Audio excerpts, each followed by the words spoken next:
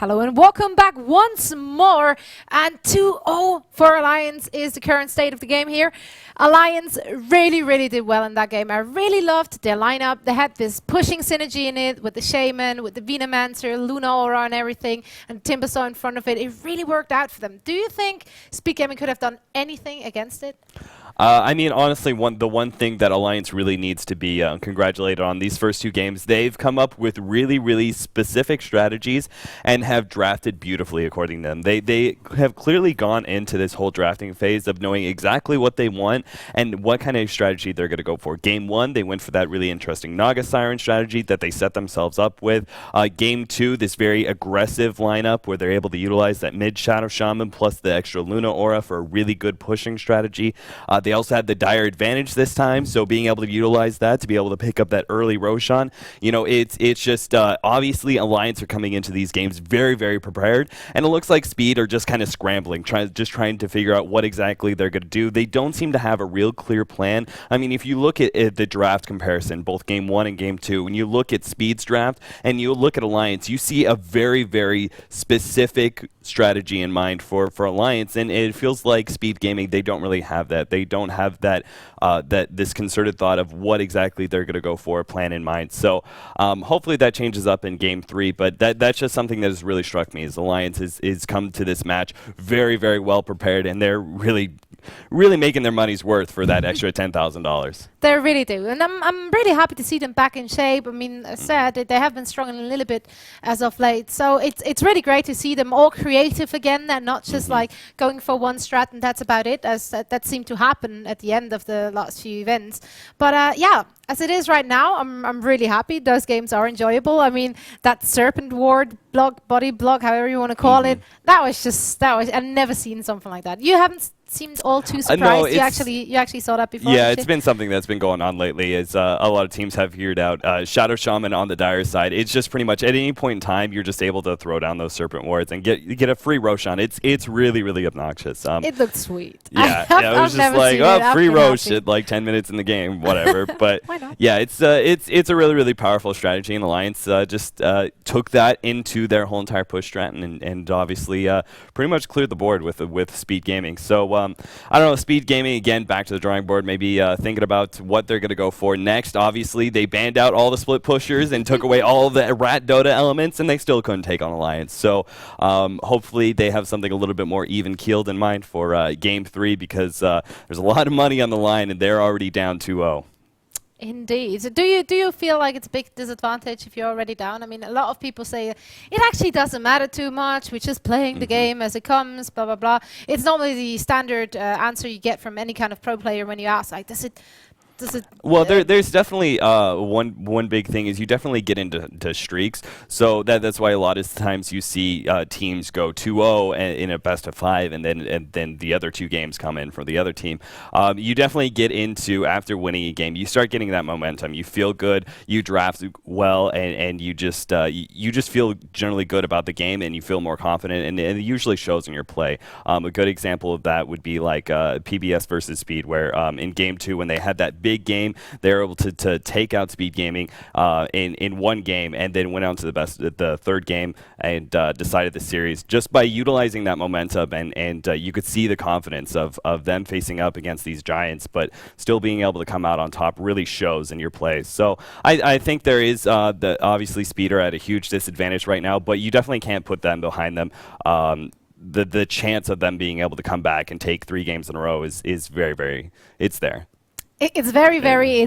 It's so, there. I mean, I certainly hope to see more games. That would be fairly sad to have the finals as a just 3-0. That would be a bit unfortunate. However, Alliance did play well, so it would be well deserved. However, we will see what will go down as we go into the next game, and for that, we're going to hand it over to our casters.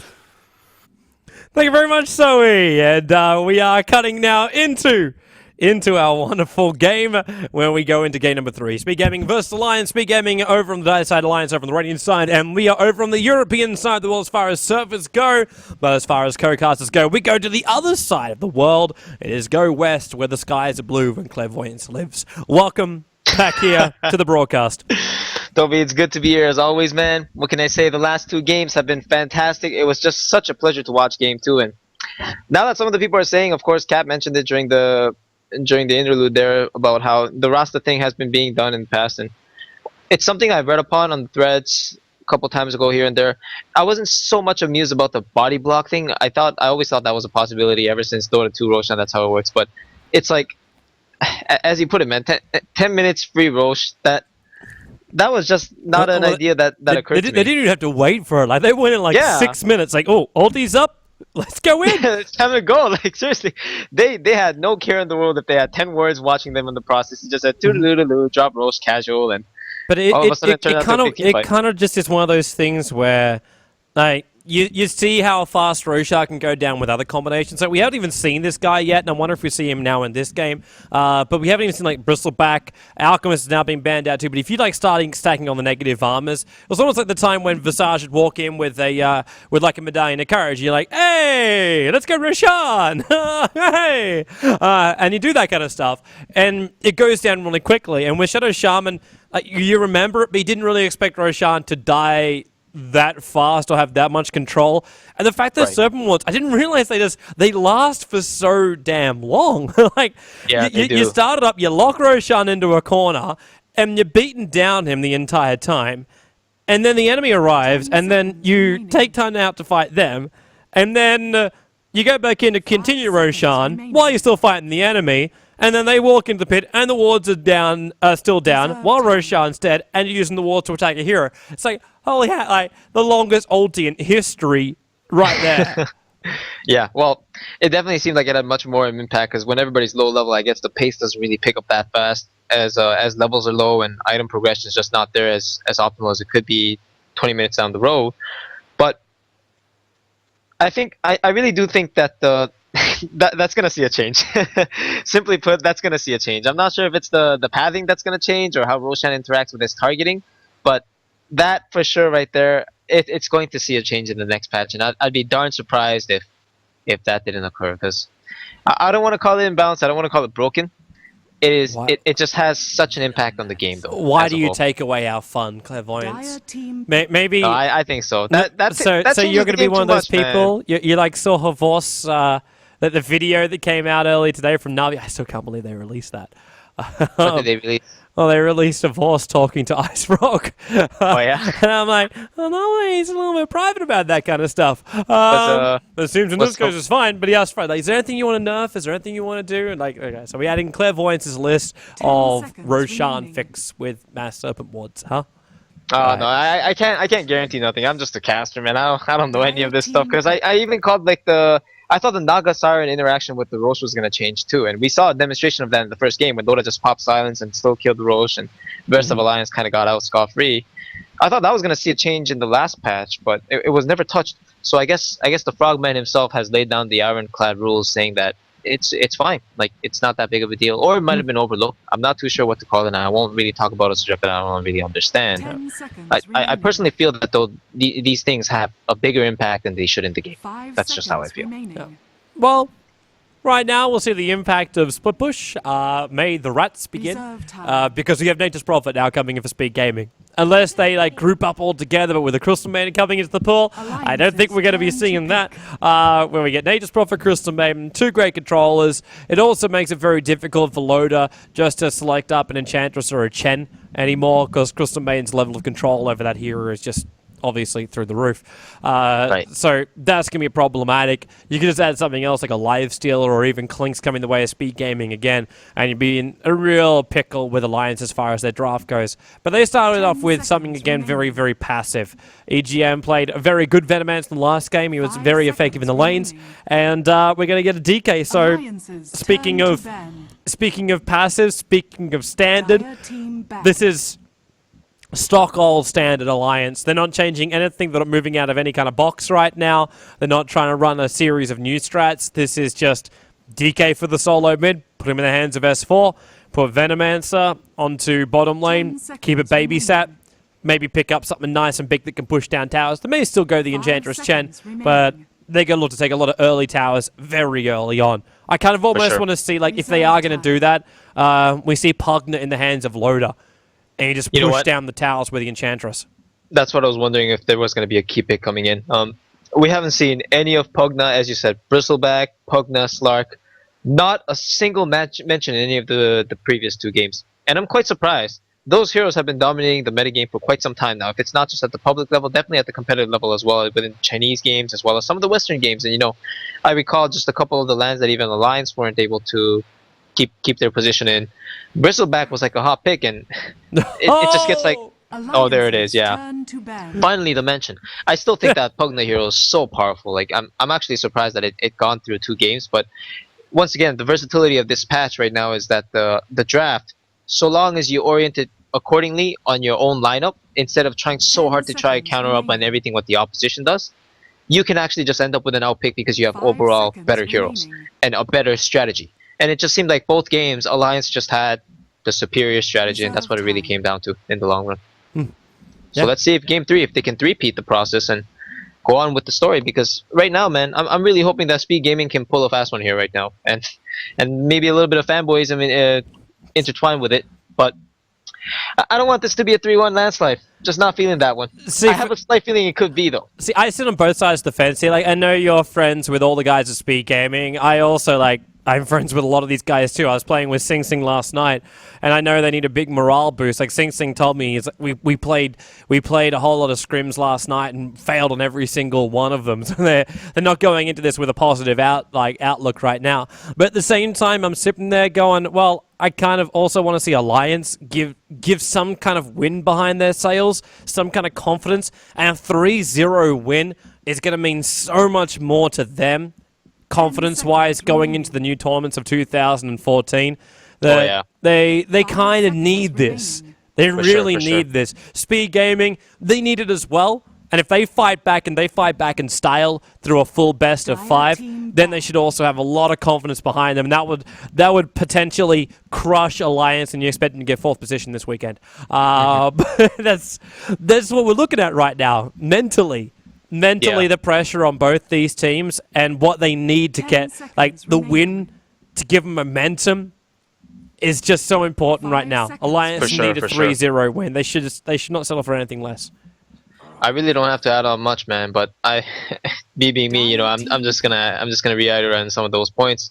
2014, Toby, it's a big year, new year for these teams. Alliance, the Titan, the domination force of the previous year, seemed to have started falling apart in just the near end of its course. And you know, as you said, the momentum, the little push that they really need to get the ball rolling for themselves in this new year, it's so big, it's so tremendous, because they have to get a good pacing going on.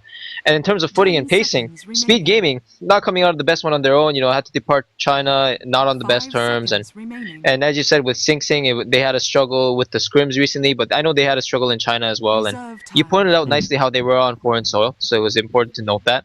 Yeah. But it's just, there is so much on the line between these two teams, as you said, mentally. Aside from the prize money, aside from the fame, glory, all of these things as victory, like these guys right now, both these teams are in it to prove themselves. And it's just, it's so awesome to see that they're working their butts off trying to make the best possible outcome for themselves. And you know, in the game of Dota, in such a competitive environment, there's only one victor. But at the end of the day, depending on what you can make out of it, you can bounce back and you can climb to higher ground. So we'll see what happens, because Alliance actually opted out to misban. No, they didn't. Lotus DC'd. It's an Invoker ban. They said it's an Invoker ban inside the chat, so I brought it up quickly. I realized the overlay is going to obscure that. But yeah, they banned out Invoker. I don't know if this is now going to be a new pick coming that way. But they haven't put it up in the chat just yet, and Lloyd hasn't reconnected back in again yet either. So I'm actually gonna get rid of the overlay so you guys can read the chat as it goes on too. 10 seconds remaining. All right, so Just remake, I guess. yeah, they're just asking for a quick remake. Obviously, they've lost so much of their bonus time as well. So yeah, we'll jump ourselves out of this game and come straight back in again. But it wasn't in. LOL. That's what randoms. Should go happened? with it. I don't want to remake now. Let's go with it. Hold on. What is it? It's nothing. They said we'll remake. So What was random, it was a random. It was a random meepo. A random meepo appeared. Well, Alliance, what do you know? Bulldog's new hero. That's what they had in surprise for us. new offlane Meepo, man, even No-Tail's been sitting there going, we're not playing a Meepo. Like, Dude, I'm telling you, man. can't. They can't. It's impossible to play Meepo right now with the way they changed and with the way they switched around his freaking stat game crap. It's impossible to play him. Yeah, Basuna, your face! Yeah. I don't know. I can't necessarily go. I think that level 4 ultimate is pretty darn powerful in terms of controlling lanes, but I don't know. Yeah, he certainly did take a lot of nerfs to the face, and he had to be honest. His snowballing potential in public matchmaking, if you knew how to play Meepo, man, that hero was the Naga of the previous patch. It was so strong, so hard to deal with. All right. So we're going to get loaded back inside the game before we continue on this wonderful trek down Fairyland. In the meantime, though, you can check out some other cool stuff, which is the D2CL website, so d2cl.org. You can head over there. That's the English version of the website. There is a d2cl.ru, I believe it is, which is the Russian version. But we are live and streaming out right here on Dailymotion. Of course, they are the sponsors, along with, as you can see, Melbet, as well as Ritmix. So this is the guys who are partnered up for the D2CL Season 1. It's taken us a very long time to get to these grand finals. A very, very long time. I think we've been waiting for this for over a month and a half right now. But we are finally here. And there's more stuff coming up as well. So if you're watching anything we do over... Well, if you follow me over at TobiOne DOTA on Facebook and Twitter, you'll know that we're doing some more coverage coming up. Like G League Grand Finals are coming up this Sunday. You got Nexon stuff as well coming up on Saturday. We'll be covering both of those. And I'm looking forward to announcing the next stage of Join Dota's progression into 2014. So make sure you keep your eyes on our social networks too. And yeah, JD's going to be bringing you some really cool stuff. Really, really cool stuff. Come February. It's going to be great. It's going to be awesome. And we just need Logan back. Fantastic. Yeah. You should follow our YouTube channel as well, because it's really great. Yeah, man. In the meanwhile, you should follow my Twitter. Oh. Actually, I saw Cap. No, you can do it now, man. You can do it now. We're gonna time until Loda gets himself back inside the game. Oh, should I do a plug? All right, look, this is my first official plug, so I'm feeling a little bit nervous. Let me just take a deep breath. Insert spiel. Pardon me. Normally, when you take a deep breath before you like it's like at the end of a game, it's like, let's do a shout out. It's like 5 minutes of no breathing. You talking about me specifically, or? No, definitely you specifically. Definitely you specifically. Yeah, I thought I got over those days. Yeah, you did. You stopped Toby, doing those kind of things. That's 2013, man. 2014 is a new year, Toby. You know what to do with New Year resolutions, right? People change, and you know. I was inspired by Obama back in the days, and he told me, yes, we can. And, you know, I'm feeling that right now. It still resonates in my heart. So I feel like change has come about, hopefully for the better, which is why I decided to make the Twitter. And y'all can follow me if you would like at CV has arrived. How do you feel about that? Well, it's definitely to the point. See, something I'm not very good at. See, I can do it too. I'm just I know I need to practice with it though. So I understand. Like I'm not just looking at comments. You know, it's been a long time criticism for me is that trying to express an opinion, but then I go off into a tangent and it just start like all of a sudden it's like it's not just a word. It just becomes a word web, and the word web has like a word web that's built in it. So now TobiOne's trying to stand in for Alliance, and we know how that's going to go. All of a sudden, you want to give Speed Gaming a really good motivational boost, then that's what you need to do. But we'll see how things go, man. All I can say is if y'all are just tuning in right now and listening to me talk, I'm trying to work on it, so bear with me for now. Good luck, man. Thank you, man. Thank you, man. I'm ready to stand in for the disconnected loader. Absolutely not. I might get in a little bit of trouble, though. Absolutely not. What am I going to do? I just farm and feed. It's that simple, isn't it? You know, I love you, Loda. I love you, Loda. I'm only trolling. I'm only trolling, Loda. I'm only trolling. This is why I don't make a Twitter. Like this exactly right here. I announce my Twitter to the world in a very calm and relaxed manner, and then you just remind me of all the reasons why I should not have a Twitter. Like, this is dangerous. I'm telling you, this is danger territory. Like, this is not something that a man should be involved in for a good pacing of the new year. Well, so you pulling a Burt Reynolds? But you can follow me at CV has arrived. Do you get the reference, by the way? Have you ever played Brood War?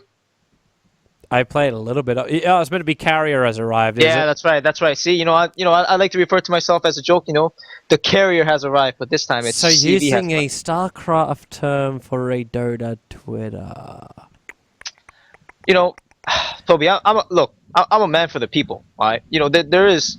So you're a Blizzard person. You're the reason now why Windrunner is called Wind Oh Ranger. no, I'm not the reason for that. No, You're not the reason for that. No, I'm not the reason for that, man. That's. I didn't even know if Blizzard was the reason for that, but they seem to be really good to blame for all this kind of stuff. Yeah. Blizzard's always just there. It's just because they're a big company. I guess you can kind of just pinpoint them always towards it. Like I recently found out. Not recently, actually. I found out a couple months ago that apparently Valve has the trademark copyright infringement thing on the word Dota, and I thought a lot of people back then they speculated about how Dota 2 is actually called Dota 2 because League of Legends has the trademark on Dota as the word, so they can use it. But What? Yeah. And it's Valve, and I only found out through a Reddit thread like today I learned kind of thing, and it's not something I pay attention to too often, but it's out there, Like a lot of people sometimes, I guess it's the mob mentality, right? It just kicks in when somebody says something, you kind of believe it because it kind of seems believable, or you kind of can make sense of it, and then one thing leads to another. Just like how I talk, like one thing just leads to another, and then goes off on a tangent. But I'm just trying to put out the information as I see fit. So it's rough. I know TobiOne, you know what I'm saying? But I'm there. At CV that has arrived. That's awesome. Smooth criminal, man. Smooth criminal. For now, I'm just wondering if we go in and finish up the draft. Because Loader is still missing. His internet's been DCing out a little bit here and there. So I'm hoping he gets back inside the game shortly and we get this party started. I'm not quite sure there's much more to pimp as far as like promotional run goes while we wait here a little bit longer. Pimp. Yeah, like you gotta you do like the normal like circus of promotion kind of thing. Like you do the normal. It's like, okay, so you're gonna buy a ticket for D2CL, easy. Go to the website, easy. Follow your casters on Twitter and Facebook because they're so awesome, easy. Basically, that's it. Oh yeah, we kind of forgot about the other guys, Dota Capitalist and Zombie. You can follow them over on Twitter as well. Easy. Yeah. And then it's just like everything else, which I know JD is doing in the future. And for the guy that tweeted me out, I wasn't referring to the JD League. I'm not referring to the JD League. I'm referring to something new, and different, and exciting. Because I'm Batman. Now, I'm wondering what kind of technical difficulties Loda is suffering right now. It's Internet. Internet. It's that simple. It's Sweden, which is actually kind of funny about Sweden. Like Sweden, you look at their values, and like the essentials you need. You need food. You need obviously water, food, clothes, shelter. You need clothes, shelter, and high-speed internet. All are put on the same priority level. Are you serious? Yeah. There's actually in like the Swedish government write-up or something along those lines. I was like, oh, that's interesting. Yeah. That's very interesting. I would love for my country to prioritize internet as well. I'd like to see Australia with a good internet connection. Yeah. I would say I might never have left Australia if that was the case. Really? It's that bad? Oh, it's that bad. I can guarantee Oh you my. it's that bad. But the hilarious thing is it's kind of... They'll just never upgrade anything. Yeah. I heard they got a good minimum pay there, though. I had a couple friends move over there, work for some time on part-time, and make a pretty hefty sum of cash, and seem pretty satisfied with it. Although if you say the internet is as bad, then I don't Well, know. the Not sure if that's internet's worth the horrible, but sacrifice. it's like being in America. Okay. Like you wanna travel to a land, and how many Right. of the major lands are over here in Europe? It's a very long way and a normally very expensive way, Right. like distance to travel. Right. So yeah, another great thing. Like in Australia, you are removed from everywhere. Like it's just you're nowhere near I anything in see. Australia. Oh yeah. Of course, if you're not planning to just stay confined in your own little space on your own big island, rather, then I guess it would be a wise move to actually move. But most people seem complacent to enough to stay where they're born. Most people. I'm not that complacent, man. You're not, huh? I gotta go where the action is.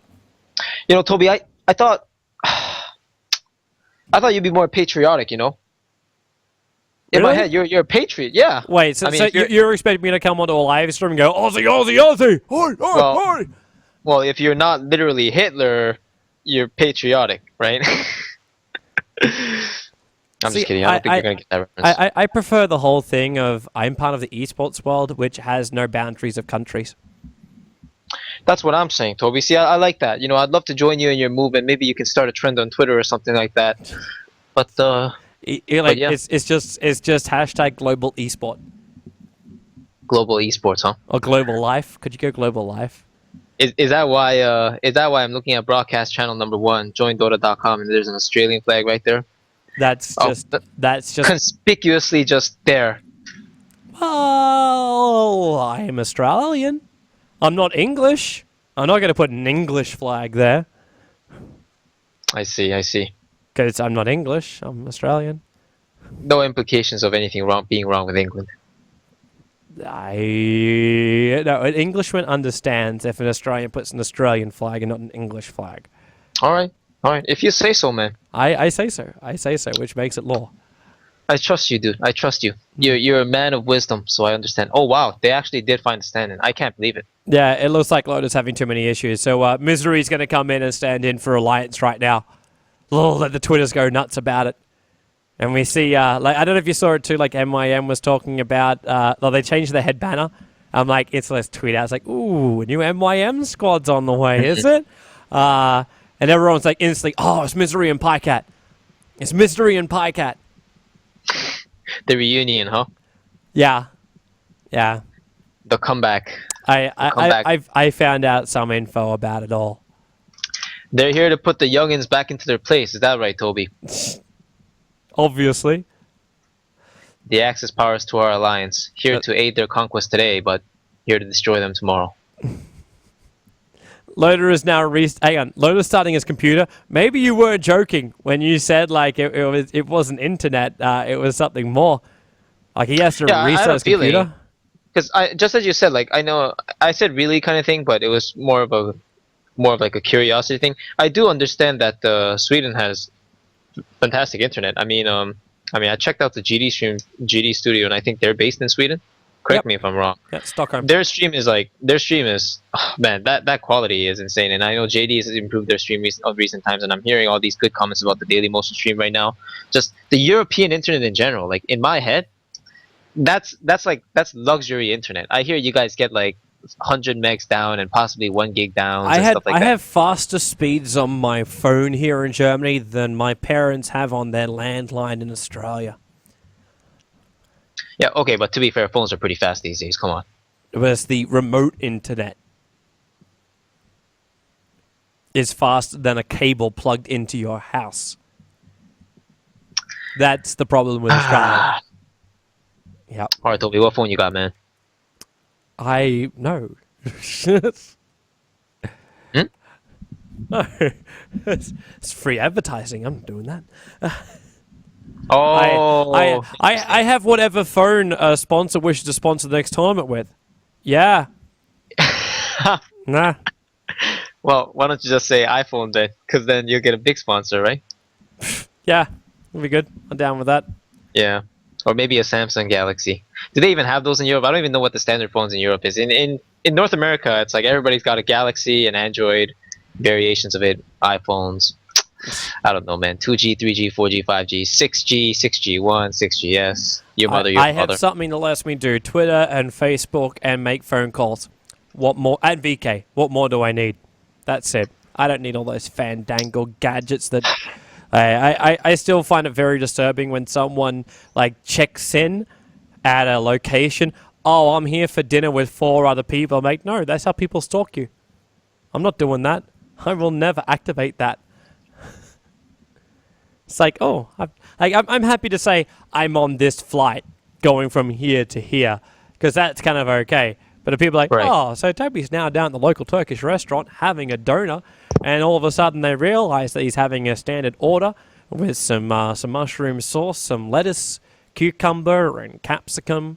We're like, oh, how do you know all of this? Your phone told me automatically. No.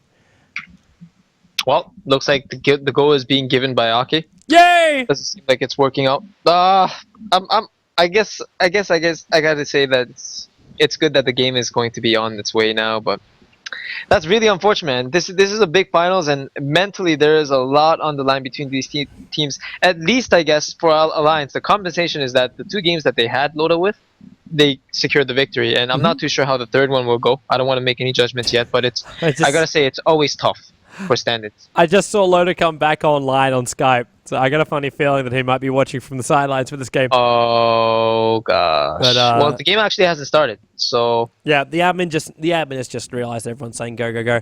So Okay. yeah, time to launch anyway. So yeah, I don't think Alliance can be having any kind of troubles with this. They're playing with Misery. All these guys have known Misery, and Misery has known all of them for a very, very, very, very, very, very, very, very, very long time. So I don't see any problems with this at all. no surprise, man. Veteran of the scene. Couldn't find a better stand-in for the day, but it's going to be a little bit tough. Misery has big shoes to fill. It is the captain of Alliance that we are talking about. Well, actually, technically, no. He's doing the draft, but he's not the captain. Are you sure? I thought Loda is the official captain. No, and he's now doing the draft as well. Loda's the official poster boy of Alliance. That's the way it works. But S4 is captain and call maker. You sure? That's weird. Even Gustav himself, he told me this is Loda's team. They prefer, yeah, of course he'll say it's Loda's team because, yeah, that's just the way most people look at it. Turn to ban. I see. Yeah, but it's more of a thing where they say Alliance is 5 players. Like, that's not just one person that stands out. Like, they draft sure. together, they make calls together. Like, that's the way they play this. So let's get ourselves back into the draft. Funny enough, I'm pretty sure you can predict the next 2 picks.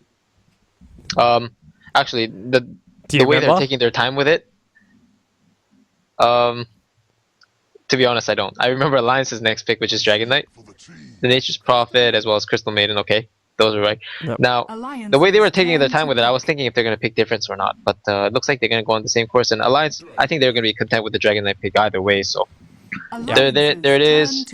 So we have our OD ban, we have an Invoker ban now from S4. Right. And Alliances Speed Gaming actually turn to mixed up ban. the way they were doing their bans here. Because this was the point where I was like, oh, you know what they're going to pick? It's going to be a Pugna, partner right. for the push game. Yeah. Team pick. So it was banned out. Ruby was a pick up by Speed Gaming. And this is now, we catch up to Alliances real turn to time. We're back. Woo! Yeah. Keep the ball rolling. And may the filler never start again. Because that's when you start telling really, really bad stories about your life. Right. Yeah, for people on the live stream, by the way, if you don't have a low-res option, I believe the issues are being changed and worked out. The teams are looking at it. Hit F5, and it should be back again, I believe. So, yeah, if anything ever goes wrong, hit F5, and you go to a new server, and it'll probably have the options you're searching for. As we get a Wisp now up from Alliance. So, Speed Gaming, block pick Tiny? No. Actually, the only other time I know for Alliance taking this, they run CK. They run CK with the Wisp. They don't do the Tiny. Yep. And Loda was the CK, if I recall correctly. And last time, Yep. did that go successfully? I can't recall. I remember like one instance where it was just a horrible turnout, and then another one was relatively successful. But I feel like the recent one was the negative one, and I can't recall for sure. It's something I'll probably have to look into afterwards. But it's a risky pick as a whole. I mean, it's still great against the Prophet and fantastic overall as a hero, as a support. But if there's one hero that's actually really good at dealing with Wisp in terms of team fighting, Gyrocopter and Kunkka are really good. That Kunkka bolt, man, I think it's proven itself time after time after time. The way it changes the tides of the battle, LOL. and then he brings the tides. So, yes, great wordplay. Thank you, Fantastic sir. wordplay. Yeah. There's also the X marks a spot which can screw around with you too. You send that 10 Wisp seconds back remaining. before, like, obviously he can't remain there and tether someone out. You can find yourself just 5 putting your carry seconds into a remaining. very, like, bad harm's way kind of style here. It also allows Speed Gaming to go very aggressive in the early stages. You can put Kunkka on the mid, you can throw Bone 7 up on that Prophet up on the top lane, and then put Rubik and Crystal Maiden into the Radiant jungle. Sure, you're going up against a Venomancer. That's not a great thing in the world. But you got Telekinesis. You got Frostbite very early on. If you bring... You could even throw Kunkka on that bottom lane if you really wanted to.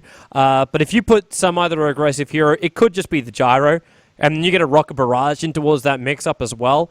You could be murdering Alliance, and you'd be able to win this game within the first, first 2-3 minutes. You could take out this game. You crack level 2 on CM and Rubik. I wouldn't see a way that someone could stay on that bottom lane with an aggressive offlaner as well. It's gonna be very tough, man. It's just if they decide to do that, though. Like, Alliance, you know they kind of want to go the CK, and they've also kind of got to accept the fact that CK is quite good up against the Crystal Maiden. You get that easy, slow damage from the Veno, and everyone's good up against the Crystal Maiden. Yeah, that's right. But ironically, Crystal Maiden also is very good against everything else, which is why she's one of the top rates in this patch as a whole. But alternatively speaking, from the CK, you know what I feel like would actually be a really fantastic pick here, in conjunction with what Alliance already have, to add on to the slow and stuns would be great. But just overall sustainability in team fights, that's what they have right now. Dragon Knight is so strong, so tanky, can stay alive for a very long period of time. Venomancer with those wards will just cause an epidemic in the middle of the team fight. I feel that to fight up against the Kunkka at this 10 point, seconds Bristleback would remaining. be a really, really good addition to their lineup and a healthy addition to the Wisp, to the 5 IO. seconds So remaining. I'm wondering if they're going to go for that option, and you know what, they're going for the CK. The stun, Dire the more team reliable securing of the kills, and we'll have to see how it pans out. I still do feel that Bristleback might be a little bit stronger, and there is a slight chance that they could still pick it up because they have a 3 position open. But so far, it looks like Misery will most likely be taking up that Chaos Knight. 10 There's no seconds reason why remaining. Alliance couldn't mix it up. Like, we always say DK in the middle lane, but you could run with 5 CK in that seconds middle lane. Venomancer DK, they're strong enough they can go off lane up against a CM as well as a Rubik. And then you can just leave your Bristleback down that south lane. Like, Speed Gaming, they could be throwing Prophet down there. Bristleback up against the CM and Rubik and +1, maybe not so great, but you could put the Venomancer back down there. And then DK has a great time up against Prophet. So, yeah. Alliance aren't really restricted into one form of playing unless they are going to go basic, which they may just do because they are using a stand-in. That's the only yeah. reason why I thought maybe we wouldn't see the CK. I guess it's definitely an Alliance thing to draft and go for, but Misery might just be like, no. No, I'm sure, once again, a veteran player, been around for so long, I'm sure he's more than capable enough to be able to take up the CK. It's such a formidable combination, and everybody's experienced it in a good form or a bad form, whether you're against it or with it. People are aware of its potencies and what it can do. So I think I do have to say, though, that Speed Gaming, I don't think they're phased too much. I think that Kunkka pick was just a good demonstration of that. It's just a secure mid laner for Sing Sing more likely than not. But also, Speed Gaming are a team that are very, very well aware of how effective Kunkka bolt is against burst damage sources. Because this is why I felt CK was a little bit rough, because if you commit to trying getting a kill and you don't actually get the kill with the Dire CK, team pick. your Wisp and your CK might just end up dying before the relocate even occurs. So I'm a little bit scared for them in that regard. Speed Gaming have a lot of damage coming out from both their supports in the burst nukes, as well as the Prophet in the AoE and the Kunkka, of course, in his AoE form as well. And Alliance have a lot of good ways to mitigate that damage and kind of fend it off with their overall sustainability. But let's see if they're going to add on to that. Well, it's time to find out. 10 Alliance have seconds no remaining. extra time left. Nyx and Luna Luna the ban takes forever, 5 and then seconds 3 seconds left on the remaining. clock. The Pile-Eyed Die is now going to find his last one here. So Reserve Kunkka mid, time. who's going to go with the Rubik and the CM, or do they just start doing their rotation kind of shizzle and run around the map? But it's an Eternal Envy hero we're searching for right now. Everyone else has basically been set up, so it's just Envy. What does he get to farm with? How does he get to be aggressive in this one? I still kind of want to see him with a burst damage style hero. Be it Clinks, even to throw that one back in the pool. And he's going to go with Spectre. Alright, so we go a little bit more backup. Spectre farming up on the top lane. Put the Rubik in the CM rotating around to help Conquer out in the middle lane. Nature's Prophet down on the south. Looking to pull and to block and all that kind of jazz. Just make CK and Wisp life a living hell. And then later in the game, win with the Spectre, which they can easily do. And it's very difficult to also kill off the Spectre. You want to do a Wisp and CK jump in on him. You got to try and keep up with him through the tree line, but more importantly, if not all 5 of your players are there, he can haunt out and like kill off the Venomancer or somebody else. Yeah, for sure, exactly. You know, that's what I've been afraid of. And Viper will be the choice, so they're going to be looking for some lane aggression. That's off-lane Viper too. Yep, there it is. You know what? Yeah, I gotta just drop the opinion on this one. I feel like Speed Gaming, they're gonna come out way ahead of in a lot of these exchanges, unless things go very RE or some really bad or really misplaced positioning occurs. That Spectre, as you said, yeah, it's a hero that definitely guarantees the late game in most scenarios. But Toby, looking at it right now, that's a ganking Spectre, man. You combo up the Spectre ultimate with the Nature's Prophet ultimate, it's like magic. It just 2 clicks of a button and all of a sudden supports die. Like it's just there's no preventing it. It's so difficult to mitigate it, and so I'm not too surprised about the Viper pick, which is a lane dominator, and I see why. Like you definitely want to shut down the Spectre. Don't let him get the quick level 6 and get his farm up and start just killing heroes around the map with the Haunt. But at the same time, man, I'll just mention it once more that I just feel like Bristleback might have been a better choice in the long run. But we'll see, man. I'm not Alliance, and they definitely have a game plan going on for them. Man, I'm really looking forward to seeing this Viper. I didn't get to watch it live when it was last played by Admiral Bulldog, but this was in the Tuskar game. This was in the Tuskar game from the D2L finals, which is when they ran it. Now it's when they also ran Wisp. They ran Wisp in that game too. It was a Viper, DK, Wisp. So we fill those 3 roles, and we sub out the Treant Protector, which they used then for a Venomancer. And Loda, who was on the Torsk. Yeah, we sub him out for the CK, so we go for more standard kind of combo. But that was to try and deal with like this hard farming Lunar on the top lane. I don't mind this combination really. Like you're going Admiral Bulldog off lane, Crystal Maiden. I don't know if I would like to know the build. Were you watching that game live? It was at a really bad time zone for me. Were you watching that game live to see Admiral Bulldog's build? No, I didn't watch that game live. I actually watched the results of it because well, I looked at the results entirely because of Tuskar, but the Alliance got booted out of the tournament so fast, and I just watched the Chinese games afterwards. All right. Yeah, it's unfortunate, but yeah, it's part of the reason why I felt like this was such a big game is that they just haven't been having a good run. They've just been losing a lot of these games, to be just frank about it. And as you said, I'm sure they're a little bit disappointed in themselves for it. So let's see if they can make up for it with or without Loda.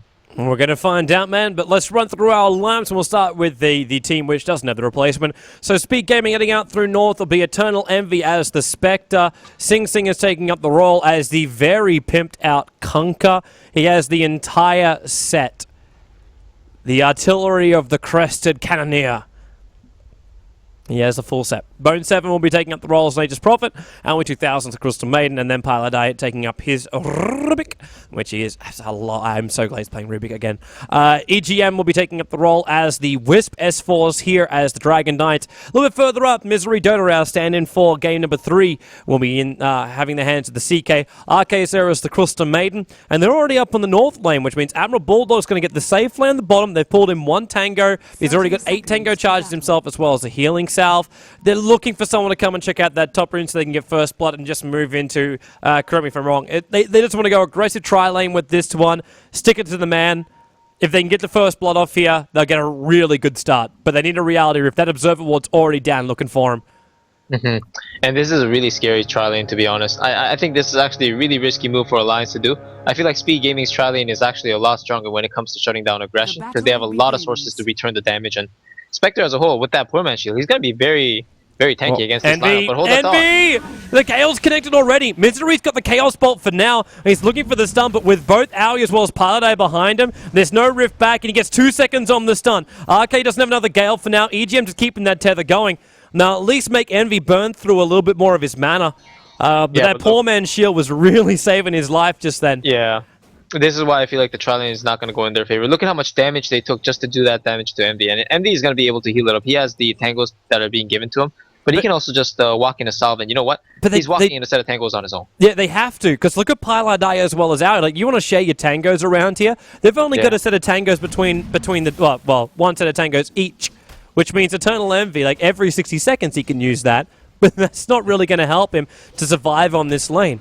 And with the harassment damage which RK can put out there, sure his ward was de-warded, but now we can walk over and maybe block up this pull spot as well.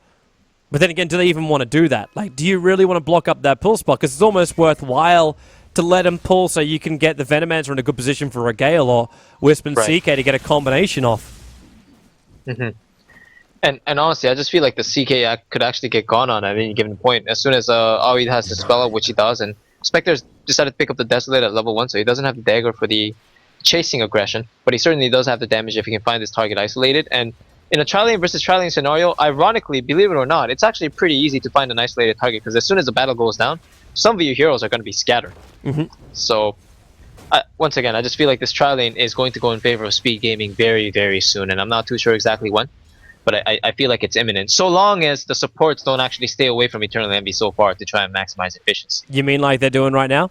Like, yeah, they're kind of scattered. So this is actually going to zone out Eternal Envy, and part of it is because Alliance is doing a really good job of getting the creeps pushed into them, which is understandable, but I feel like this is actually a Tri-Lane versus Tri-Lane scenario they can actually fight with the Spectre, and this hero often misunderstood, I guess it's just nothing but a late game farmer. He's extremely powerful at ganking.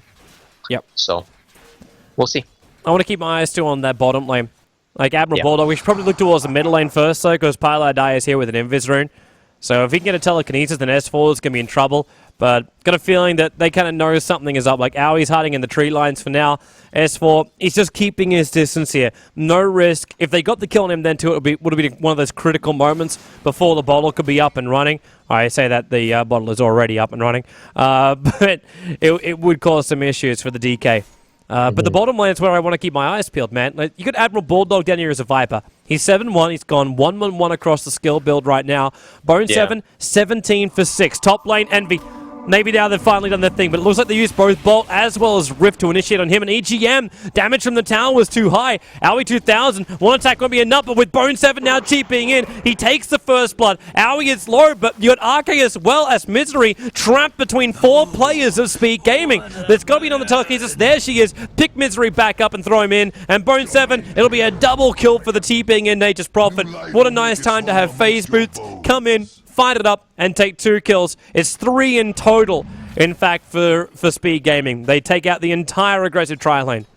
Yeah, his rotation was perfect, and of course, I think some of us might have overlooked the potential of the Prophet always TPing in, but he was already crushing his lane before he came. As you said, with the CS, Admiral Bulldog was 7-1, Bone 7 was 17-7, and now for him to get that early phase boots and come in so fast, it's just helped him out immensely. But once again, with the tri-lane, like, even if he didn't rotate in, Speed Gaming won that engagement. There was nothing else that Alliance could have done to push the issue under the enemy's tower, because they just don't have that kind of aggression in the early stages of the game with those heroes. So I feel like from the get-go, they set themselves for doom. And that's very, very scary right now, because their heroes, like, especially barring the DK, they're not very good at coming back. Especially against Speed Gaming's lineup. So much global potential, and all you have to do is kind of just sit back and farm and look for opportunities to split push and stuff. They have a lot more room for mistakes than Alliance does. And Alliance, from the very get-go, not having the good start that they were looking for is going to cost them deep. Yeah.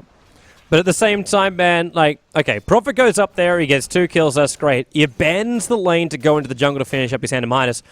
I still want to know the effect of this Viper later on. Yeah. Like, this creep wave's now going to push into the tier 1 tower. If we had to do some kind of damage right now, or at least make Speed Gaming think about their bottom lane again. Middle lane, S4, looks like he's done on Sing. Sing's going to keep him away.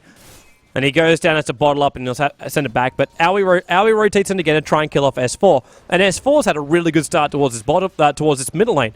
Right now, the highest CSer on the board belongs to Nature's Prophet. But the next two, well, now it's neck and neck for Admiral Bulldog and the mid-solo Sing Sing. Like, kills or not, Eternal Envy is not finding a huge amount of money. And this is, for me, the one big thing which Alliance win from this aggressive top lane. Even though they threw away 3 heroes on this, Admiral Bulldog is getting really fat in that bottom lane. He can control the Spectre when it comes to the team fight.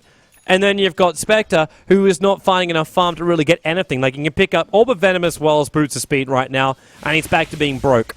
There's no wand, there's no quick progression. He's having to split the experience with his support heroes as well, so he's not finding his progression. I know CK is not looking as great anyway, but the trade-off is the Viper. You're already going to know Prophet's going to get big, but Viper early on, with the combination of EGM, can eventually hit level 6. Yeah, I think Alliance is still in a very good position going into the mid-game here. If Spectre gets more farm, then Speed Game will have a lot more late game. Right here. S4's in trouble. Torrent's on the way in. Telekins drags him back, but he evades the ship. He's got 3 wand charges. Sprad's going to be there, and he can't get out. So he'll stun up Sing Sing. Prophet Ulti will come through with the Frostbite. They commit 4 heroes to kill off the DK in the middle lane. Yeah, that gank was what really told the tale. I mean, if he had survived out of that, then I would have agreed with you on all your points with Bulldog getting so much farm on the safe lane, and even CK now picking up his treads. They still have it in this game. And of course, they're not out of it by any stretch right now, but it's just that, like, for example, heroes like Viper, if they're not used to cancel out another hero and add on to the potential advantages, then all of a sudden it's kind of like a stale character in a sense that you're investing your time sitting in this lane, and what are you going to progress to afterwards? Because even if the Viper gets mech, how do you push into the lineup of Speed Gaming with your heroes? You have to get kills right now, and for them to not have these early kills, it doesn't give them the map control they need for the Wisp to kick in. Yep. So it's really unfortunate scenario, and I just feel that the more they get ganked around in these early stages, the more it's just going to happen repeatedly and much more easier for the side of Speed Gaming. So that's the scary thought. Yeah. But for now, we still have to wait and see if it does continue, if the ganks do continue.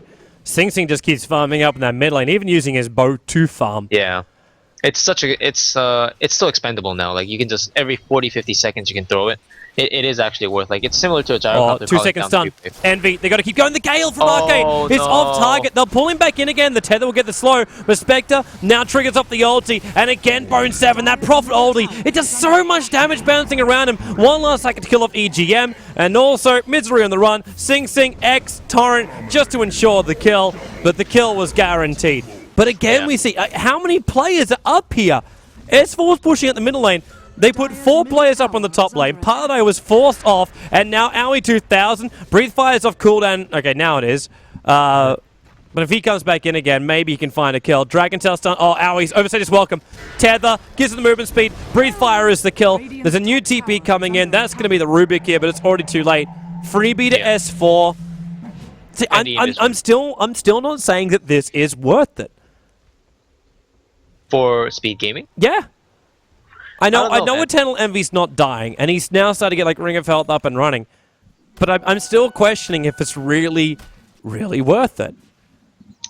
There's something about this game that's always surprised me that goes just beyond the gold graph. Like, for this Spectre to be level 7 in this situation, it's such a big deal, and I can't emphasize it enough in words. So I think we're just going to see the impacts coming by soon of how the CK level 5 and Spectre being level 7 is going to make a difference. But it's just like this tri-lane aggression. As soon as Bone 7 hits level 6, like, this tri-lane is done.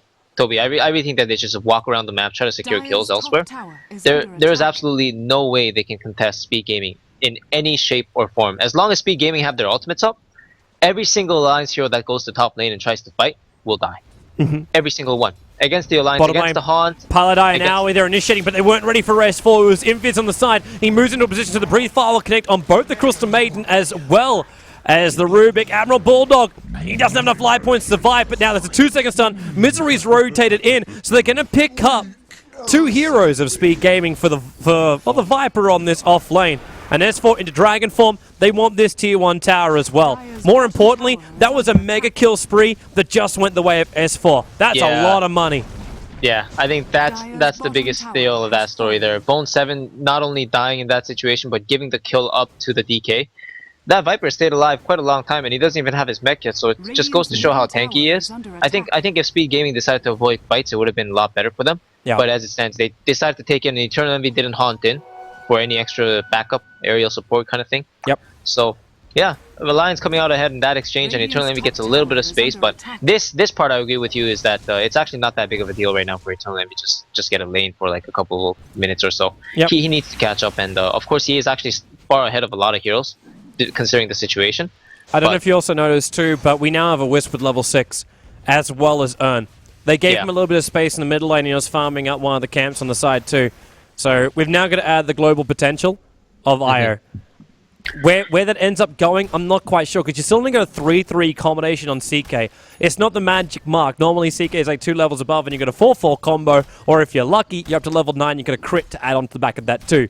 But right now, Misery doesn't have any of that. He's got 1,400 gold, however, with treads and a stick. Like, it's now the nice thing about the combo though is that on the side of Speed Gaming is that because it doesn't stun anymore on the instance of the Rift, they can actually just that's the worst. Like, have you ever had to face against the Nakes with a CK Wisp ever since the new patch? Like, you can't stun up the Nakes anymore, so it's just kind of funny how as soon as the CK tries to blink or throws that projectile stun, Nakes will actually just pop rage and turn on you. And I think Kunkka might not be able to put out similar levels of aggression, but that split moment that you give him to allow him to cast Torrent or Bolt could be the difference between guaranteeing the kill and then letting him live. So it's tough as a whole. Once again, it's a combination that wants to stay ahead and then just constantly rack up kills. And with their levels as well as the current state of the game in terms of vision, control, and towers, it's a little bit rough to do. Ake is at the top lane now with S4. He's level 5, almost level 6, so it's going to help him in the team fight very, very soon. But as you said, the main story here is that the DK is big and he's getting bigger, so they really need the DK and Viper to kick in as soon as possible. Yeah. Before Eternal Envy starts getting fatter and fatter, but he's still stuck at 31 CS right now. As far as net worth goes, CK, Viper, and DK all above Spectre. Like, the only one that's in that top 5 right now, two of the heroes from top 5 is Nature's Prophet, who is now building into Necro units.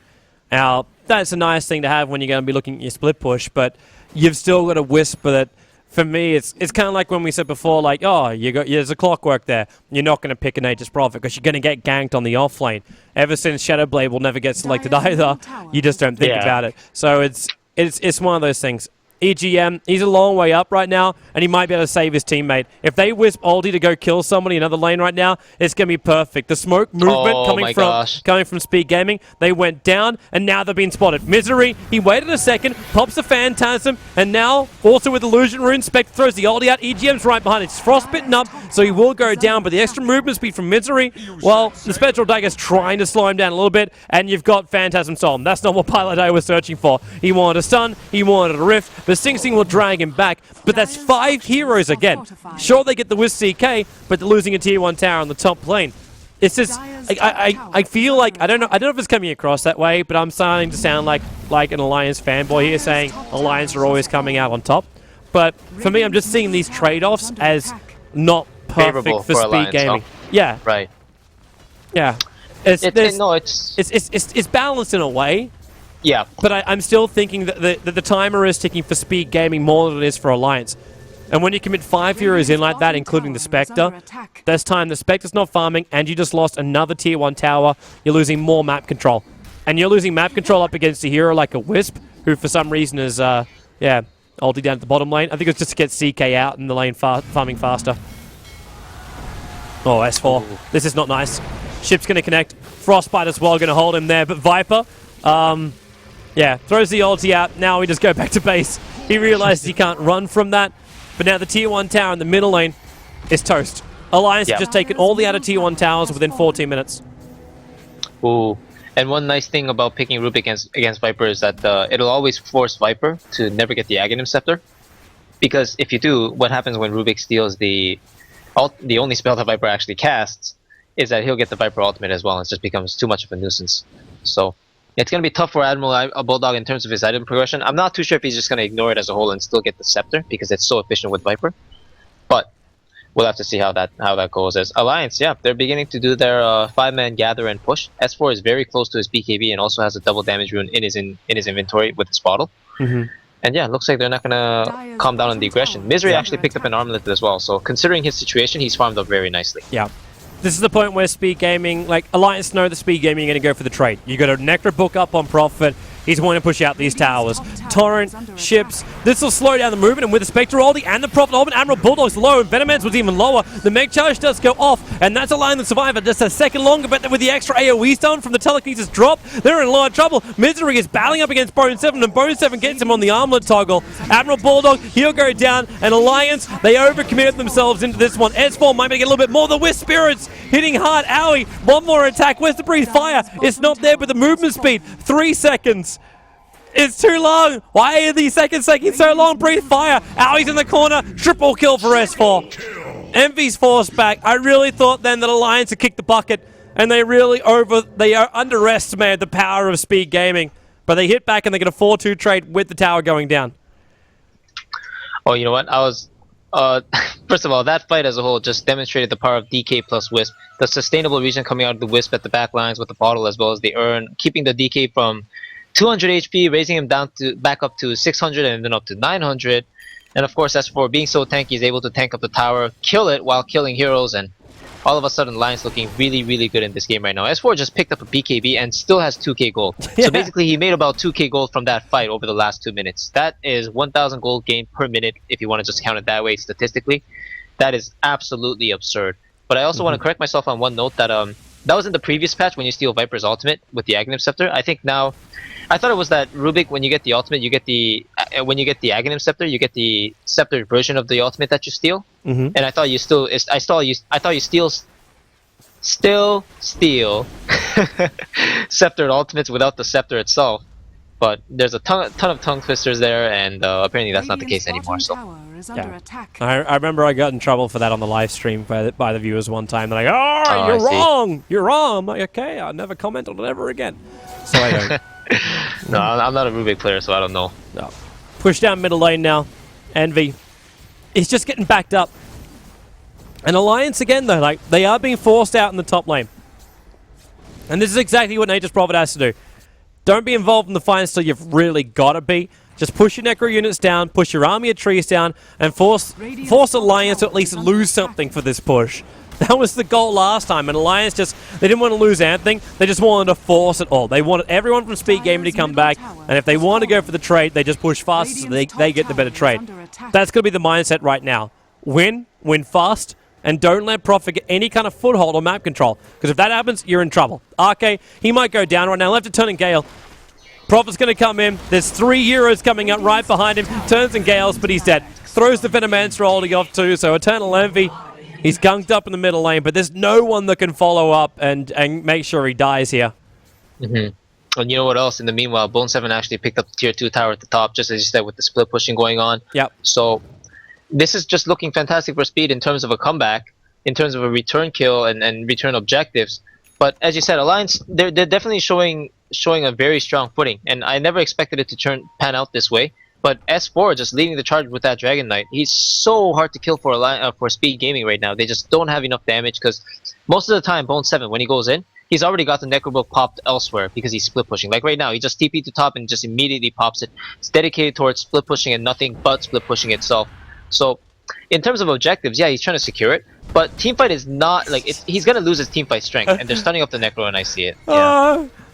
It's just misery. Like, he takes a crap ton of damage here, but he also knows these guys are worth some really decent money. That's 150 a pop right now for each of the ones he brought down.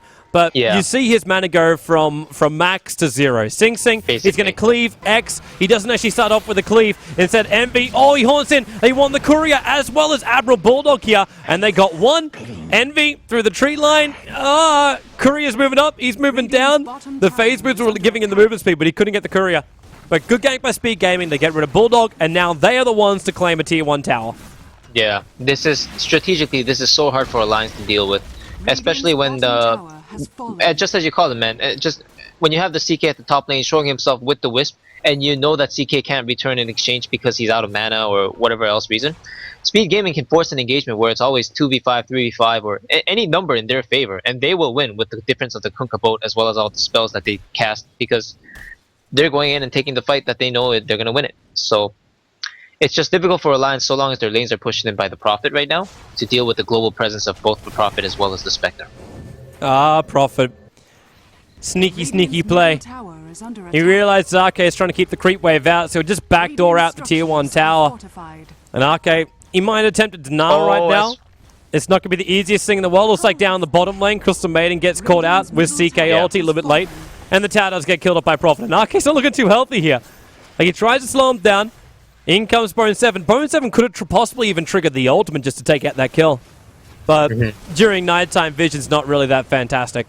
Exactly. Not too sure if it would have been a guarantee per se, but Bulldog coming in for the rescue and just pushing out the mid lane the best way he can.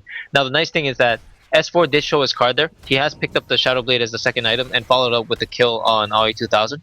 So Speed Gaming got a lot of intel out of that Crystal Maiden death.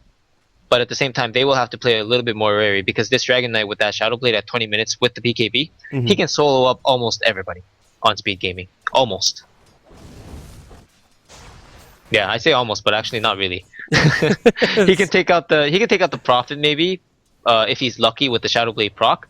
He can take out the Crystal Maiden as well as the Rubik for sure. And as I say that, I'm looking at Rubik's inventory with the mech and oh boy, never mind. Not a lot of heroes can die on Speed Gaming right now, so I'm gonna have to correct myself on that one. Yeah, that's pretty tough kills. But well, the nice thing is though that with the Shadow Blade initiation, they can kind of play the way Speed Gaming has been playing on them, and take the fights with the Wisp relocate. And speaking of Wisp, Misery as well as EGM, they've got some items for their name, man. Those 4 tower kills at the bottom and the one at the top, it's proving its worth. Yeah. You had a Vladimir with the Urn charge up from EGM. Misery doesn't have to go back until he's out of mana. Right. That's kind of where it's got to happen. And EGM, he's also running bottle, so if they keep the rune control going, they're looking good. Alliance is grouping up on the bottom lane, try and push this one out. S4 is going for a scalp through the Dire side jungle. And he's soon going to find out that Eternal Envy's up here on the top lane. Parlay's TPing back. Aoi's going to have to do exactly the same thing. They might be feeling the push on the bottom lane. EGM just looking for one quick opening. And they need S4 Shadow Blade, and they found it. Wisp ulti time. They found Aoi. Stun's going to be there. Wisp ulti's on the way in. So now with a Torrent, it's still going to be a confirmed kill on Aoi 2000. They pull him back in with a Reality Rift. But again, it's Crystal Maiden dying for the commitment of their ultimates here. Yeah. And the pings are coming out. Yeah. I think Speed Gaming realized where they left from, but they can't fight there. There's this arc of wards coming out from Arke. Is Bone 7 going to try to make a player? I think he is. He's going to mana burn up. Yeah, this is perfect. Very, very nicely done. Shadow Blade still available, but it's not going to help him with the level 3 Necro unit. He's looking for the movement speed, but now the dust will in fact take that movement speed away from him, and he needs a little bit more. He doesn't have it. That's a big kill. 585 gold going to Spectre. And that's now 5.3k. That's Radiance right there, if he wants to go it. And what did he just buy? He bought Radiance Recipe. It's a Radiance for now for Eternal Envy. You know, that seems so easy for Speed Gaming and very casual how it just kind of came about. S4 walking to the creep wave, trying to farm, and Bone 7 came from the side saying peekaboo, and it turned out so successful. But that's a very game-changing kill. If it's not the speed that's going in favor of the Speed Gaming, it's the fact that they got so much map control out of it now, because with DK down for 30 seconds, they know Alliance keeping their Viper inside the base. They know that they can't contest anything when it comes to objectives. And Speed Gaming hovering a lot around the Roche pit. I'm wondering if they're going to go for it. It turns out that they're going to think better of it. I think they wanted to. The warding is perfect for it. They've got a nice close sentry, they've got a long sentry, and they've got an observer ward smack bang in the middle of the mount. But DK's coming back up again. Maybe they just thought they didn't have enough damage yet. And that is probably the one big thing to look at. Like, Eternal Envy now does have Radiant Sperm, but his damage output's still only hovering around 160. And that's not enough to get through an armlet up CK or a DK who's going to be popping up his BKB as well. The damage output's not quite there. Sing Sing can get himself a nice little Tidebringer off. He's got his Shadow Blade to help out as well. Like, that's not looking too bad. Nature's Prophet, he's got 2.8k, so he's got to look to build into some kind of damage dealing item himself. And then he also needs stability through all of that too. Because every single of the cores from Speed Gaming right now has life points under 1300. Right. And, S4 decided to pursue it out, but his Shadow Blade ran out, so it's unfortunate. If he was able to pursue Eternal Envy a little bit longer, that relocate plus the Dragon Knight initiation might have been able to secure a big Spectre kill. But S4, he sees it now. Is he going to go for it? Wisp ulti's on the way in. Breathe Fire, they're going to follow it with a Chaos Bolt before he can do anything. 4 seconds on the stun as well. That means Eternal Envy's going to die here. And there's 701 gold going to S4. Shadowblade comes off cooldown, and he's searching for Pylite Die. They don't just want to end with one, and a perfect movement into the corner. Pylite Die, make charge will not keep him alive here. Guys, you can't bring down the tower. They're going to back themselves up, but Alliance now 12 to 16. Still, the kill advantage goes the way of Speed Gaming, but that Shadowblade's really paying dividends. Yeah. Now, I want to raise the question that you've been raising for the majority of the early game. Who really gets the favor of that trade? And I know it's a silly question to ask now that we're going to see Alliance probably rotate themselves into the Roche Pit, and they have, unlike Speed Gaming, they actually have enough single target damage to take this down rather fast. But Bone 7 just pushing the top lane and the bottom lane with his ultimate, as well as just having his presence there, it really does make it very, very tough for Alliance to come back in terms of, like, after you get those kills, what's next? And right now, the Roche objective is there, and it's nice for them. But I'm going to have to hold that thought because there might be a big breakout here. Sing's going to try it. He's throwing the torrent out, but it's way too late. The Necro units were coming in to have a look, and CK is just beating them down. And the Venomance of Plague Wards aren't making this easier. They were blocking up the way through. The Necro unit still moving out, and Sing. Oh, wow. That crit on him with the 4-second stun as well. Sing just pops. Misery's on the run, but he needs some mana points. He'll be tethered up.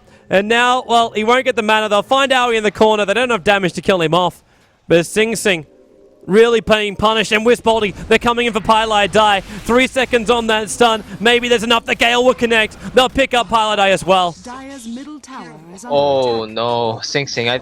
That was a really, really big blunder. I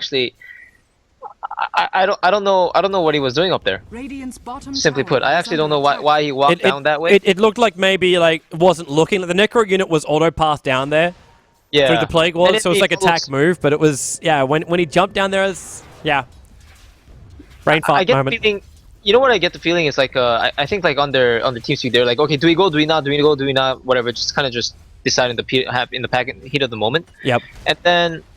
And then I guess he tried to land a nice bolt like right in the middle of the fray, and that would give his entire team like 50% invulnerability kind of thing, or damage reduction, and that would have been a really, really big deal. Allow the Spectre to follow it with his ultimate and profit the similar fashion, and they might have been able to win even against the Aegis and a well-coordinated alliance outside the Roche Pit. But he overstepped his bounds for sure. Took a step too deep, got pulled in by the CK, followed up by the 4-second stun, and after that crit, man, it was over. CK hit him for about 640 some damage, and just saw his health bar drop right down to half, and I'm sure Alliance caught wind of that and said, okay, the E's dead, let's go for it. Yeah. Well, it worked perfectly. Looks like Admiral Bulldog is playing with a fire. Like, you want to go Aghanim Scepter in this game and now building into Pipe. Rubik, eat your heart out if you can. Well, this is what you talked about before, of course. Yeah. The Bone 7's also on his way to a Scythe of Ice. I'm just looking at the new items on the way. Like, Aoi, he's trying to build into what looks to possibly be a BKB. It could be a possible Halberd out as well. But that Hood of Defiance is already out for a Viper. How are you supposed to kill him now? Yeah, Like, he is so tanky. Yeah, with the Hood of Defiance coming out, his regeneration's already nice. But his magic resistance is amazing. Like, does Prophet Ulti even hurt him? I don't know. As a matter of fact, the Prophet might just take more damage depending on the instance of the hit. If it's Because like one of the early corrosive ones- skin. Yeah, exactly. That corrosive skin, by the way, it wrecks people for real. 25% on all those things. It is so powerful and it's so hard to deal with. Alliance have all smoked up. This, though, I gotta say, this smoke as a whole might be a little bit obvious. Yeah. Well, when everyone's missing on the map, yeah, you look Yeah. at Speed Gaming. It's full. Let's get back inside the base. Yeah, they know. They know. And Admiral Bulldog decided, said, yo, screw it. You know, they probably have a wind of this, and all 5 heroes missing. They probably have a ward somewhere, and It's worth the look, though. yeah. Like, it's always worth the look. It's always nice getting intel for sure, but the nice thing about Speed Gaming is that because of Bone 7, how he plays the Prophet and what he's been able to achieve so far, look at top lane. The Necrobook actually just died at the top lane, but it's already pushing past the river. And that's a really, really big deal because Alliance can't commit a hero every 20 seconds to defend pushes like Speed Gaming can, and still be a presence inside the team fight. That's just the mobility that comes with the Prophet, as well as the mobility that comes with Spectre as a whole in terms of team fighting. So, yeah, man. In terms of differences right now, Alliance have caught up a very, very significant deficit in terms of Not in terms of gold and EXP per se, but like in terms of strategically, like they were losing out pretty badly in the early stages. Like maybe you're actually right as far as experience go. Gold was kind of always the way of Alliance, but you'd actually notice Speed Gaming had a 2,500 advantage. They only lost their advantage in the last 5 minutes. Yeah, it was all Bone 7. As soon as Bone 7 lost his streak at first, that was the momentum that Alliance really needed to say, okay, that's the kicker. We're going. And needless to say, they've been going full throttle ever since. Look at the towers that they were able to take down against the Prophet. It's crazy. And it's going to get worse. The heart is finished. The heart is finished on CK. The courier's flying up to the Dire side Secret shop to pick up the Vitality booster. Wow. But they'll give it over to CK. So that's a 29-minute heart from a aggressive trial aim that died 3 times over. Now coming their way. And DK's got 3.6k gold with it after his Shadowblade and BKB. And Admiral Bulldog, he's still building into his pipe. It'll take some time. But yeah. Now Speed Gaming, now they're returning the favor and deciding to smoke up themselves. Now the Radiance burn on the mid lane creeps. I'm not sure if Alliance caught wind of that, but if they did, they're going to react appropriately. If not, they might just get caught out here with the Prophet ultimate. They know they got vision on them. Admiral Bulldog's going to die right now. He'll have to sacrifice himself, but then again, DK, he's going to turn. He's got Breathe Fire with a Frost Dragon. Maybe it's going to be enough. Wisp, well, he's back in towards this fight with his ultimate Regeneration Rune up his sleeve. And look at S4, man. He's man-moding up against Emmy. Admiral Bulldog's taking a lot of damage. Owie, now Spectre. He buys back and returns the fight, but Bone 7. S4 is still, he's the man to control this fight until he finally gets stunned up, controlled, and brought down. He's going to be worth a lot of money too. Well, only 353 gold. Misery comes back into the fight, and now we'll see just how good this heart is for him. Reality Rift is available, and he goes on Owie 2000. There's not enough damage. He's got a drum charge up his sleeve if he wants to use it. 4 seconds on the stun. Aegis the Immortal will trigger, and now he has to remain there for so damn long. The Wild Wings are around the corner. Can he deny himself to a neutral? Tethered down. EGM will take his life. But that really was that was possibly the best fight I think Speed Gaming could have asked for. I'm not going to say it was magical, but it really could have been a hell of a lot worse for him. It could have been worse, depending, like, considering the angle of initiation that they came from and how it just seemed like they had the pieces right, but it just didn't seem to be enough against the level 16 Frost Dragon with the BKB and all his armor. Now, I want to point out something interesting that Eternal Envy did that game. You know, I think I brought it up on the live stream at some point before in the past. If not, I'll bring it up now. The most efficient way of playing Spectre, according to professionals in general, is that you go in, you expend all of your life points, so you die, do as much damage as you can possibly with your Dispersion as well as Dagger, and then buy back and Haunt in. On this patch, due to the changes of Haunt, which allows you to jump between targets endlessly so long as the Haunt is active, as well as the changes to buyback, which was an incredible nerf to buyback itself, I'm not too sure if that's viable anymore. But Eternal Envy has actually gone for that option. He sacrificed his life once, bought back, haunted in again, and he does have 2k gold in his inventory now, but I can't help but think that if he just initiated with the haunt, he might have been able to do substantial damage to the Venomancer, to the Wisp, before the fight broke out, and that might have been a deal breaker. Decision making, man. Decision making as a Spectre. He is some of himself, and of course he knows the most efficient roundabout ways, but I'm not too sure if that was optimal in that situation. He might argue that it was, but honestly, his first death, his team was dying. And for him to buy back and come back in that situation and secure the Aegis kill on CK, yeah, it's a big deal, but did the CK really die though? He still has his gold, he still got the kill that he came for, and he still left untouched in the end. Yeah. So I don't know. I think it's a tough call. Smoke movement coming out from Speed Gaming now. Prophet can obviously TP in and join him, but he's got ulti off cooldown in 6 seconds time. And that might be the burst damage they require. With a fresh Yasha over on Eternal Envy, obviously he realized he had to spend his money. He used his buyback. The buyback timer is so damn long. He's got to wait another 3 minutes until he can buy back again, so he may as well spend the cash and do as much damage during this next team fight as possible. But I'm still, like, we're sitting at a point right now where I'm wondering if Bone 7 needs to be a little bit more, like, defensively aggressive. Like, on this top lane, for example, TP in just in this region here. Summon the trees up, send it out with the Necro Books, and then just TP yourself back again. Just be over-aggressive in pushing the lanes. Because right now, Alliance, I'm not seeing the pressure on them to come back and defend from a split push. And you got a Prophet who's walking around with a level 3 Necro Book. That should be enough to keep these lanes pushed out. Because Alliance, like, what are you going to do? You're going to Wisp ulti yourself in? that's not really going to work because you can even have Prophet wait before he sends his units out until his TP comes back off cooldown, or he just carries a TP scroll.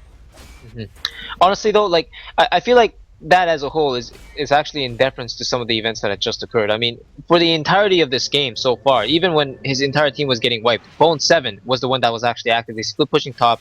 He was the one to secure the 2 towers and constantly sending the Necrobook as well as his minions down, right down, marching down, and doing so much damage to the tier 3 already, sitting at 167 HP, and it could just get taken down by a Necro push anytime. But yeah, just because the Spectre doesn't have buyback at this point, they know if the Spectre dies once, at this point, the game is over. They actually just can't come back. They don't have enough damage to kill the Dragon Knight. They don't have enough damage to kill any of the cores coming out of Alliance. So Alliance banging away at the door this time. And here we go. Paladai does steal the ultimate. Well, that's going to be enough to slow it down, but it's not stopping this bottom racks from taking a fall. The fortification has already been used.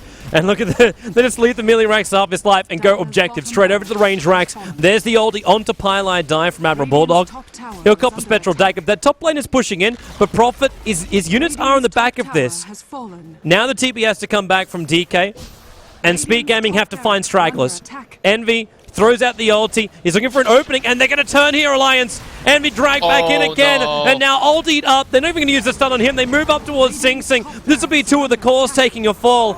S4 stands his ground, but it's going to be Admiral Bulldog to take that kill. Top lane, the range Rex has gone down. The melee Rex is still being attacked up here on the top lane, and Misery will come back to defend it, and he will be successful. So technically, there was a bit of a loss out right here for Alliance, but they got a full Rags and a kill on the Spectre, and a minute's worth of breathing time still remaining on the clock with him dead. And my oh my, I am so surprised by the outcome right there. Of course, Bone 7 doing the best he can, just pushing that down, and of course he didn't get the melee racks as you said, but he did get the range as well as the tower, so a lot of breathing room in terms of map control going out, and a lot better than what it could have been, honestly. Spectre dying in that moment, I thought the game was over right there, but yeah, Bone 7 picking up the pace as soon as he saw that, took note of that, and just went to the other side. Should we look at Bone 7 right now, saying he's got to be there physically to take down the towers? So does that mean we look at BKB and Desolator as his next items, or do we just say it's still going to be about the split push? Like, what do? You push faster? Yeah, it's Desolator. Yeah, for sure. I can't agree with the BKB in this situation. It's going to be once again like you force yourself 4K. The 4K gold lead that you have on the opposition right now, that can make the difference. You force yourself into this one-trick pony kind of style in this metagame, you are done for if the enemy just abuses your positioning once. You get caught out once, or your teammates get caught out once, that BKB is not helping you do anything in terms of accomplishments. Yeah. So I commend him for this decision of the Desolator. It's kind of all out or nothing at this point. Eternal Envy, he might have another buyback saved up in time, but in terms of gold, he's not that far ahead anymore. The Dragon Knight with the AC, the CK with the Heart, and now the Heaven's Halberd, he's not looking to die, and the Spectre is going to be get shut down really, really hard by the CCs coming out. If it's not just the stuns, now it's the Halberd, and on top of that, for 4.5 seconds, Alliance have just every single bit of resource that they need to control up this game. Yep, including now an Aegis the Immortal. Exactly. And look who takes it. It gets put on the Wisp. The one that can actually die. Well, it could have been put on the DK. But I suppose at the same time, you were mentioning it before, like that the survivability that Wisp ends up giving. It's a shame he can't give the immortality over with the tether. Of course. But in they come down the middle lane. So all the other lanes were pushed out by Alliance. They put a lot of pressure on that top lane to keep it out too. Torrent, it's going to make life a little bit more difficult here in the middle lane, but it's still hard on Misery. And he pops the Phantasm, and when this goes, towers go.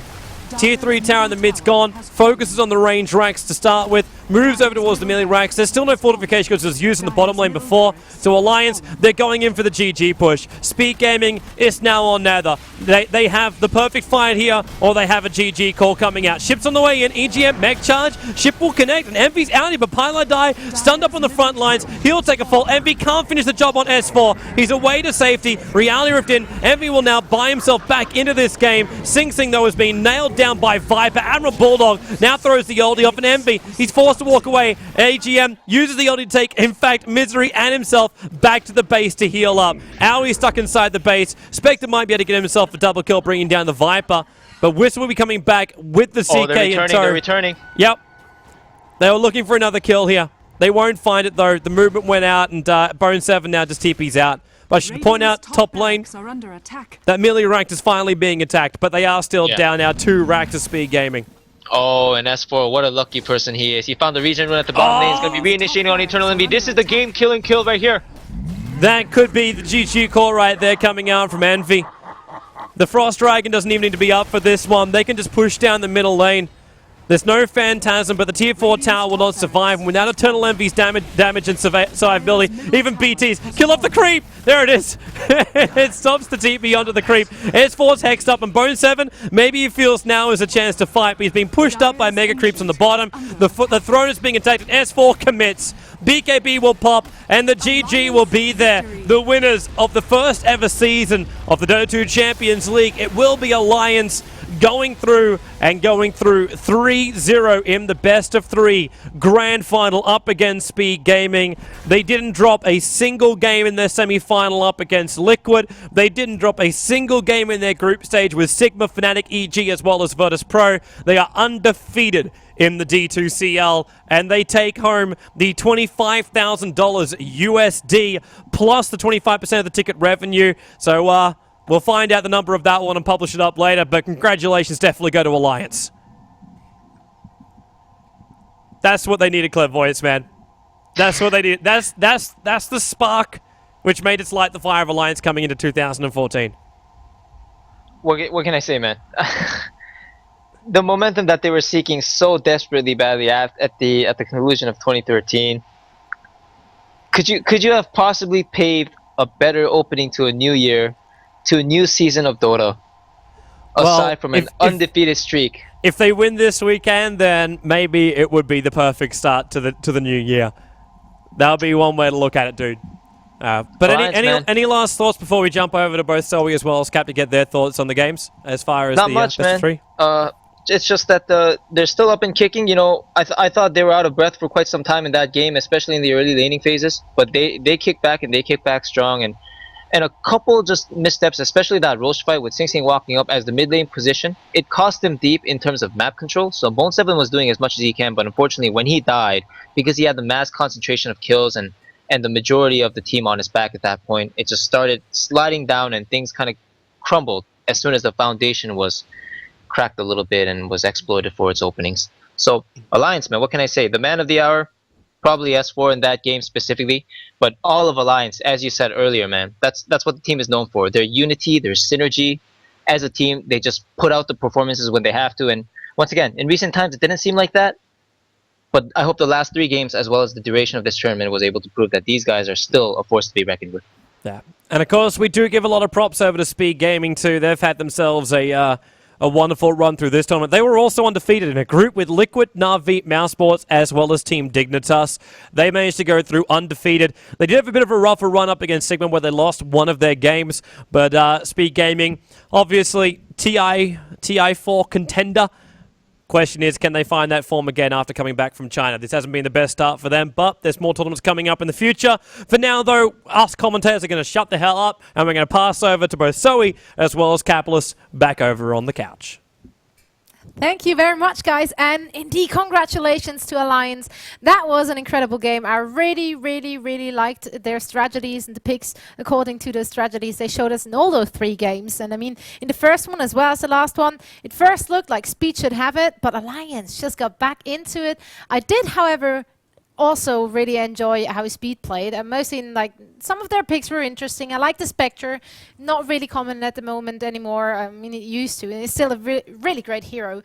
But what were your thoughts on that last game here? Honestly, I'm just really, really impressed with Alliance. I mean, all 3 games going like that, different strategies every single time. I mean, the first game, we had a lot of split push going on with bringing back the Naga Siren. The second game, real aggressive in the face of Speed Gaming, taking it to them, going for that push strat, and really getting in their face by 20 minutes. And then this last game was more of a team fight oriented movement around the map with the CK Wisp and really heavy team fight heroes like Viper, and so it was just, yeah, honestly, I'm really impressed with Alliance. I think this is looking to be a very, very strong year for them. It's a great way to start out 2014 like this. I mean, no matter what changes seem to come, they still look very, very strong, and I'm just impressed with their versatility in their lineup with this series. Yeah, I really like the creativity, and I really, really hope they keep it up. And that's what we want to see in the future tournaments they're going to attend. So, of course, congratulations to the winner, and also well played